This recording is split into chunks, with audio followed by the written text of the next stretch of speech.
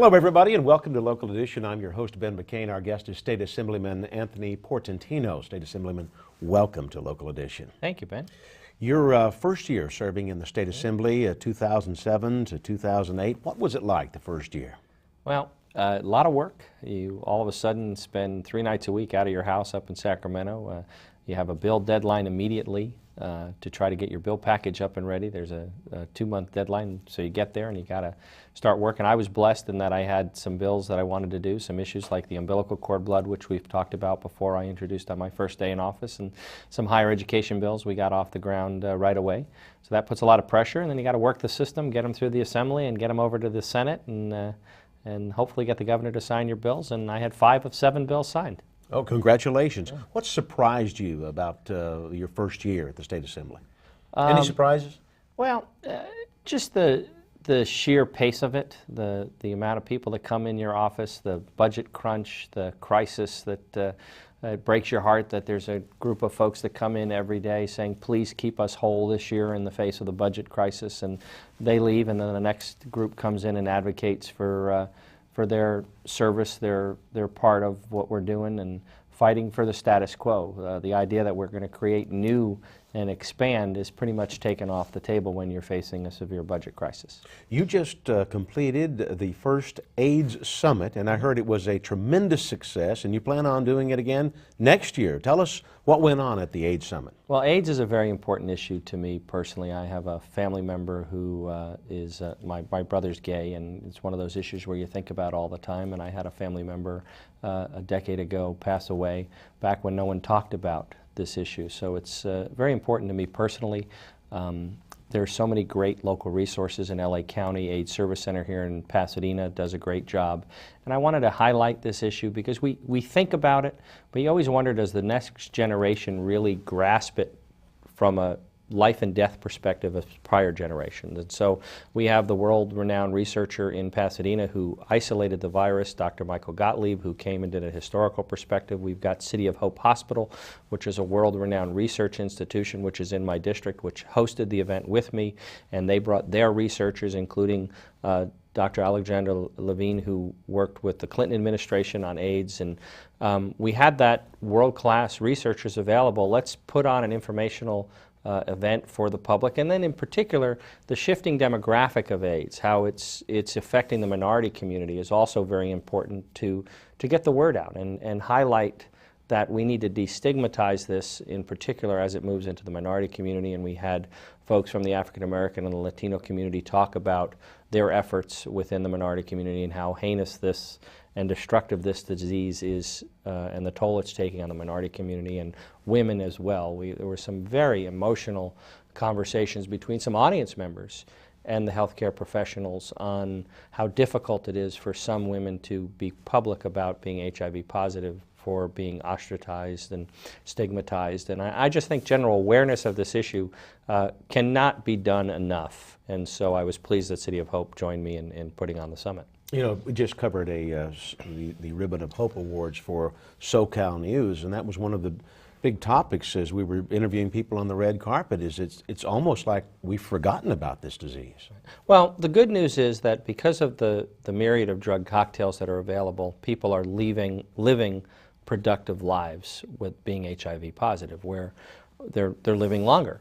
That's great, and certainly we support those efforts. But in the wake of a vaccine not coming shortly, we also have to let people know that this disease does destroy at the end of the day. And so today's young people aren't seeing loved ones die, so they're not realizing how heinous the disease is.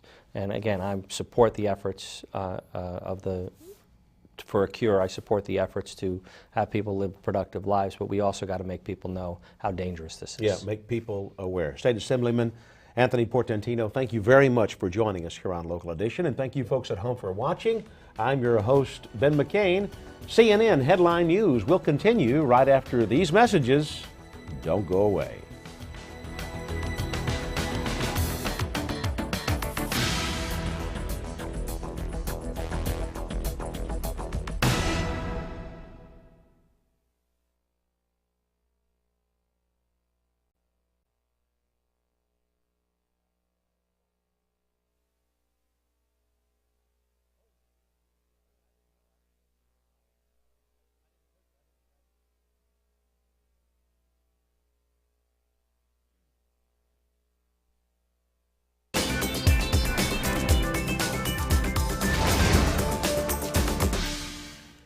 Hello, everybody, and welcome to Local Edition. I'm your host, Ben McCain. Our guest is State Assemblyman Anthony Portantino. State Assemblyman, welcome. Thanks, back Ben. to Local Edition. Appreciate it. Your first year in the State Assembly, boy, and next time around in 2008, you guys are going to be facing a budget shortfall. I've heard the figure, $14 billion. Is that an exaggeration, or is that right on? That's the preliminary estimate right now. It is not a pretty picture. We have a structural deficit in the state of California. Part of the problem is the significant debt service we pay. We borrowed so much a few years ago, the $15 billion bonds. We're paying $3 billion just on the debt service. I mean, I would prefer a pay-as-you-go system in Sacramento, and you know, there's a lot of folks who are trying to bring that type of restraint and bring a bipartisan solution to this budget problem, but we are facing a significant deficit, and you know, I wish the governor would get serious and step up to the plate and try to solve this issue, because he's got the bully pulpit to do it, and certainly he ran on that when he was running during the recall election of Gray Davis. You know, That's why he's the governor. That's why he's the governor, and here we are, you know, several years into that tenure, and we don't have a solution on the table for the structural deficit. And how is it going to affect Southern California in general, with all of the home foreclosures and people coming forward and saying, look, I can't pay for my home and I can't pay for my property taxes? That's got to hurt. Well, the good news is that Assemblymember Ted Lieu, and he's the chair of Banking and Finance Committee, has offered some legislation to help bring some relief and bring some control to those issues. The federal government is also looking at some system-wide controls, but certainly the decrease in revenues hurts our budget projections over the next year. The budget, the governor has asked for all organizations, all departments, to do a 10% across-the-board budget cut. One of the reasons why I've been very critical of, I'm the chair of higher education of the California State University and the UC system for their executive compensation packages, is you don't turn around during this budget crisis and offer your top administrators 40% pay hikes and 70% pay hikes and 12% across-the-board pay hikes while we're facing such a deficit. We all have to tighten our belt. We've got to make a statement. And you did something that very few people in this environment would do. You turned down a raise and you said, I'm not gonna take it. Right. Well, 6 months ago, after I got elected, halfway through my first year, we were offered the raise, and I turned it down the next day, in particular because I wanted to set a good example for CSU and UC. As the chair of higher ed, I've been critical of their executive compensation packages. I felt it was important to lead by example and say, I'm going to turn down, you know, my raise. Executives, you should look at that. You know, obviously everybody makes their own decision, but in particular, as the chair of higher ed, and the runaway executive compensation packages have been flooding the media for the last 2 years. I had a bill, AB 1413, to shed some light on the CSU practices. The governor vetoed the bill. We don't understand why, because it was a good government reform bill. They turned around and did a 12% across-the-board pay raise and then promised a 40% pay raise. So I wanted to send a message to these folks that I'm going to walk the walk and not just talk the talk. Not just talk the talk, and hold them accountable and hold myself accountable at the same time. How do you turn down a raise? Do you write them a letter and say, don't send me the money? Well, first of all, you turn to your wife and say, honey, I'm turning down the raise. And of course, she was very supportive of it as well. But when it was announced 6 months ago...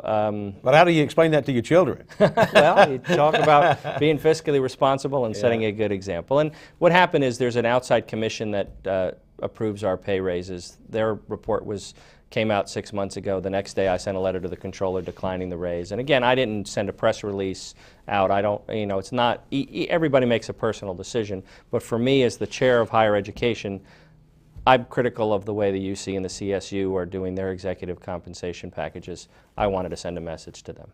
And you did. State Assemblyman Anthony Portantino, thank you very much for joining us here on Local Edition. Thank you. And thank you folks at home for watching. I'm your host, Ben McCain. We'll see you next time when CNN Headline News continues.